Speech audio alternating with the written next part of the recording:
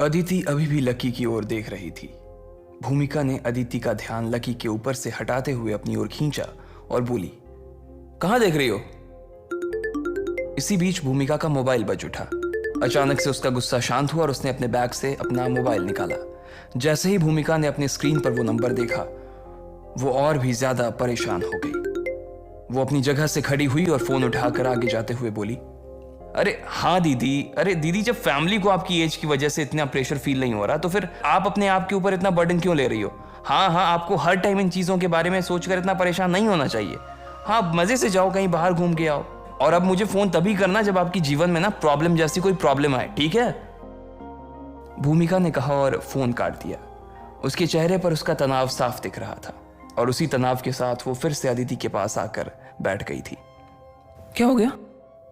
अदिति ने भूमिका के घुटने पर हाथ रखते हुए कहा, अरे कुछ नहीं यार, वही मेरी पंजाब वाली कजिन, तुम्हें मालूम है ना, वो मुझसे बड़ी है। अब उसकी पढ़ाई भी पूरी हो चुकी है, लेकिन वो कहीं पर जॉब नहीं कर रही है। अब फैमिली उससे कह रही है कि या तो कोई जॉब कर ले या फिर शादी कर ले। भूमिका का चेहरा ये बात कहते ही लटक गया था। हाँ, तो इसमें इतनी टेंशन वाली क्या बात है? तुम्हारी कजिन तो काफी सुंदर है और इंटेलिजेंट भी, तो शादी तो उसकी कभी भी हो जाएगी। अभी अगर वो चाहे तो उसे कहीं जॉब कर लेनी चाहिए। अदिति ने मुस्कुराते हुए कहा, अरे वो दिक्कत नहीं है यार, उसे अभी भी शादी करने में थोड़ी ना कोई दिक्कत है। वो चाहे तो आज ही शादी कर ले। लेकिन एक तो मुझे ये समझ नहीं आता कि लोग शादी का इतना प्रेशर क्यों बनाते हैं। अब वो शादी करने को तो रेडी है, लेकिन वो ये देखना चाहती है कि मैं किससे शादी करती हूँ। अब तुमने तो उसके फोटोज देखे हैं ना, वो सुंदर है, लेकिन इतनी भी कोई खास नहीं है कि कोई बड़ी कंपनी का मालिक उसका हाथ थाम ले।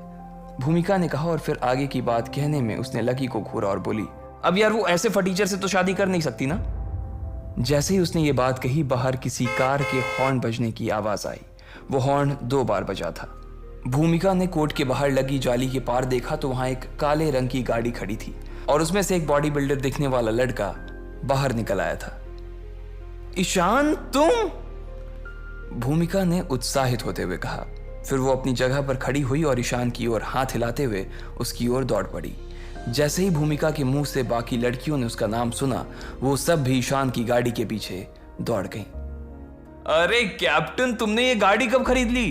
अरे ये तो ऑडी A4 है। ईशान की बास्केटबॉल टीम के एक साथी ने उसकी गाड़ी पर हाथ फेरते हुए कहा। ईशान ने काला चश्मा लगाया हुआ था। उसने सिर्फ उसके साथी की तरफ देखा और बिना कुछ कहे सिर्फ अपनी गर्दन को हाँ में हिला दिया। ईशान भाई तो तब से कार चला रहे हैं जब से वो 2nd ईयर में थे। वैसे ईशान भाई, ये कितनी की पड़ी? एक लड़की ने पूछा। ईशान ने इस सवाल पर अपना चश्मा उतारा और बोला, अरे ये कोई ज्यादा महंगी नहीं है, सब कुछ मिलाकर बस 56 लाख। मैं तो इसे सिर्फ तब तक ही चलाऊंगा जब तक यूनिवर्सिटी में पढ़ रहा हूँ। यहाँ से निकलते ही मैं इससे भी ऊंची वाली एक गाड़ी खरीदूंगा। उधर भूमिका और उसकी टीम की बाकी लड़कियां भी ईशान के पीछे पागलों की तरह भागने लगी थी। तो अदिति और लकी ने सोचा कि उन्हें भी जाकर देखना चाहिए कि वहां ऐसा आखिर हो क्या रहा था। दोनों साथ में उठे और दरवाजे से बाहर आने लगे। कौन है ये? अदिति ने लकी से पूछा। ये ईशान है, यहाँ की बास्केटबॉल टीम का कैप्टन। काफी अमीर परिवार से, विक्रांत से 10 गुना ज्यादा टर्नओवर होगा इसके पिता की कंपनी का। लकी ने ईशान की ओर देखते हुए अदिति से कहा, ईशान, हम एक बार अपनी नई गाड़ी में जरा रजौरी गार्डन तक तो घुमा कर लाओ, हम भी तो इसमें बैठकर दिल्ली देखें। भूमिका ने खिसिया कर मुस्कुराते हुए ईशान से कहा। उसकी आंखों में ईशान को देखते ही चमक आ गई थी और वो ललचाई नजरों से उसे घूरे जा रही थी। इधर ईशान का जलवा ऐसा था कि उसकी टीम के एक खिलाड़ी ने अपनी जेब से सिगरेट निकाल कर ईशान के लिए जला दी थी और फिर उसे थमा दी। ईशान ने उसमें से एक पफ लिया और भूमिका की ओर देखते हुए बोला, कोई दिक्कत नहीं है, चलो अभी घुमा कर आते हैं तुम्हें रजौरी। ईशान ने कहा और भूमिका की ओर देखकर मुस्कुराने लगा। जैसे ही भूमिका ने उसके मुंह से ये बात सुनी, उसे शर्म सी आ गई और उसके गाल मारे शर्म के सेब जैसे लाल हो गए। उसे देखकर ईशान को भी हंसी आ गई थी। उसने अपने सिगरेट से एक और पफ लिया और भूमिका को इस तरह से शर्माते हुए देखने लगा।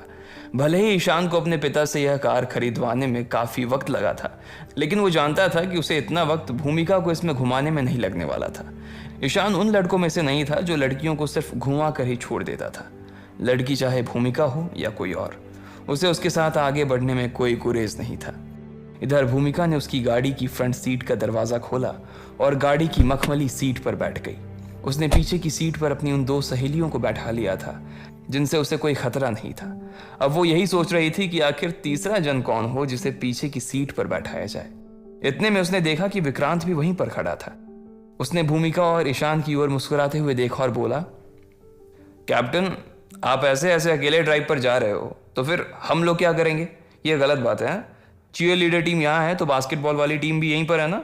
नई गाड़ी की पार्टी तो बनती है, क्यों ना हम आज दोनों टीमों का साथ में गेट टुगेदर कर लें?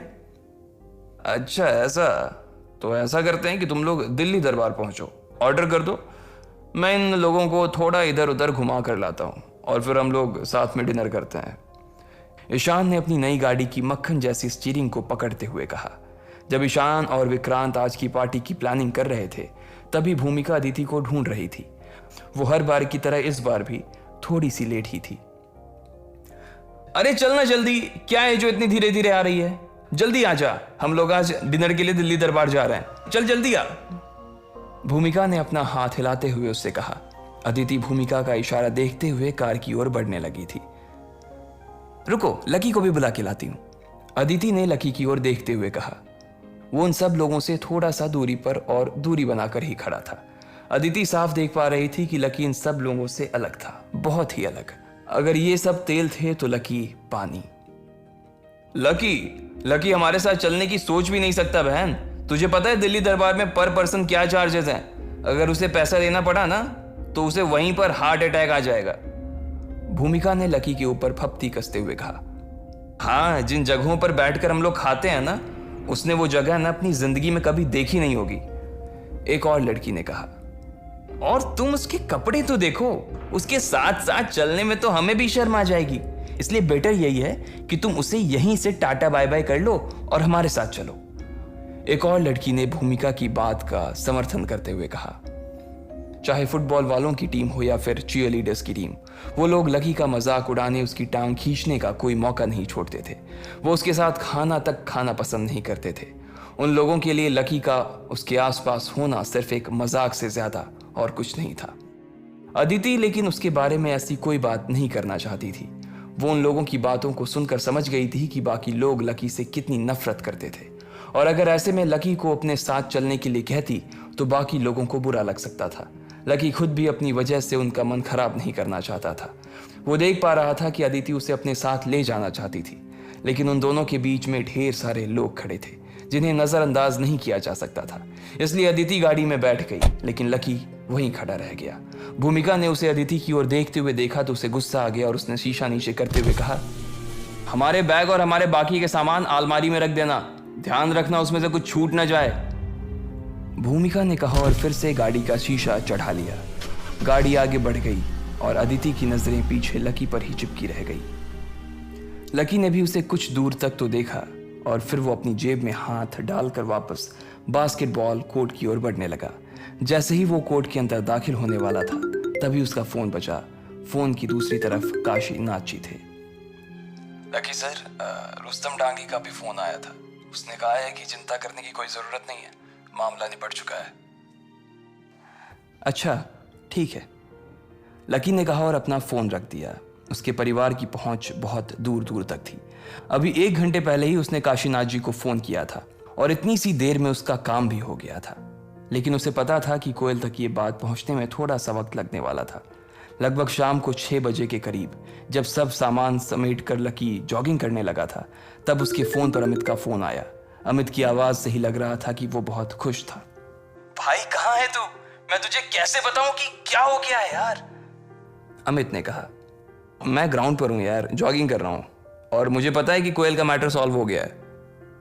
लकी ने अमित को एक और झटका देते हुए कहा। जैसे ही अमित ने उसके मुंह से यह खबर सुनी उसके पैरों तले जमीन खिसक गई। उसका मुंह खुला का खुला रह गया और उसने उधर से कहा, अरे भाई तुझे कैसे पता? सच में यही हुआ है। अभी 20 मिनट पहले ही कोयल के पापा का फोन आया और उन्होंने कहा कि चिंता की कोई बात नहीं है, मैटर सॉल्व हो गया है। लेकिन तू बता ना, तुझे कैसे पता चला?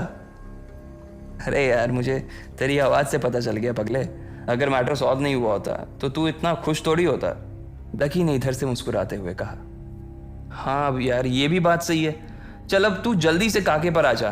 कोयल कह रही है कि उसकी तरफ से आज ट्रीट है। हम पहुंच चुके हैं, तू भी जल्दी आ जा। अमित ने कहा। लकी दौड़ते दौड़ते रुक गया और अपनी आस्तीन से अपना पसीना पोंछते हुए उसने कहा, नहीं यार, तुम लोग मजे करो, मैं नहीं आ रहा। वो नहीं चाहता था कि फिर से उसे देखकर कोयल का मन खराब हो जाए। अरे यार भाई, ऐसा मत कर यार, देख सब लोग यहीं पर है, अब तू नहीं आएगा तो अच्छा नहीं लगेगा, आ जाना यार। देख अगर तू नहीं आया ना तो भूल जाना कि मैं, गर्वित और प्रीतम तेरे भाई हैं। आज से ये दोस्ती खत्म हो जाएगी और तेरा कमरे पर भी ना आना बंद हो जाएगा। अमित ने सिर्फ इतना ही कहा और इससे पहले कि लकी कुछ कह पाता, अमित ने फोन काट दिया। लकी असमंजस में फंस चुका था। उसे समझ नहीं आ रहा था कि आखिर वो करे तो क्या करे। कुछ देर सोचने के बाद उसे लगा कि उसे नहीं जाना चाहिए, इसलिए उसने अपना फ़ोन निकाला और अमित को मना करने के लिए फ़ोन करने लगा। लेकिन अमित ने उसका फ़ोन काट दिया और थोड़ी देर बाद उसके फ़ोन पर मैसेज आया जिसमें अमित ने लिखा, कोई बहाना नहीं चलेगा भाई, तुझे आना ही पड़ेगा। जैसे ही लकी ने उसका ये मैसेज पढ़ा तो वो और भी ज़्यादा मुसीबत में फंस गया। लकी मैदान में खड़ा खड़ा इसी ऊहापोह में फंसा हुआ था कि आखिर कोयल से मिलने के लिए और उसकी खुशी में शामिल होने के लिए उसे जाना चाहिए या नहीं। हालांकि उसके खुश होने के पीछे का कारण खुद लकी ही था, लेकिन वो अपने मुंह से ये सब नहीं बताना चाहता था। उसने एक बार और अपना मोबाइल फ़ोन देखा, उस पर अमित का वही मैसेज उसकी स्क्रीन पर दिखाई दे रहा था। चलो दोस्त के लिए थोड़ी और बेइज्जती ही सही, लकी ने अपने आप से कहा और फिर मैदान से बाहर निकल आया। इधर कोयल अपने बाकी दोस्तों के साथ काके पर आ चुकी थी। उसके साथ एक ही टेबल पर 10 लोग बैठे हुए थे। दिशा, मानसी, रोशनी के अलावा भी कोयल के कुछ एक दोस्त थीं जो आज वहां नजर आ रही थीं। वही अमित के साथ गर्वित और प्रीतम भी थे। कोयल के साथ उसका एक और दोस्त तन्मय भी वहीं पर बैठा हुआ था। देखने से वो सभी कोयल के पुराने दोस्त लग रहे थे। कुछ देर बाद लकी भी वहां पहुंच गया था। जैसे ही लकी वहां पहुंचा, उसने सबसे पहले कोयल को देखा।